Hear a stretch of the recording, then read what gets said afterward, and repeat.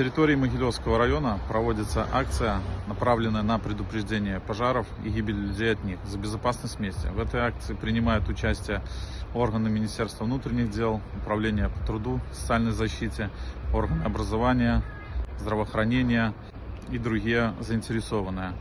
Эта акция направлена в первую очередь на обследование жилищного фонда, пожарно-профилактическую работу в домовладениях одиноких граждан, одиноко проживающих, инвалидов, семей, в которых дети находятся в социально опасном положении. Еще раз хотелось бы напомнить гражданам об необходимости проверки состояния работоспособности автономных пожарных извещателей в своем домовладении. Если их нету, то о необходимости установки в каждой жилой комнате. Стоит уделить внимание также на эксплуатацию печного отопления, отопительных приборов и состояние электрической проводки. И самое важное, в этот период каждый гражданин Могилевского района может обратиться в Могилевский районный отдел по чрезвычайным ситуациям для проведения профилактической работы и обследования противопожарного состояния жилого дома.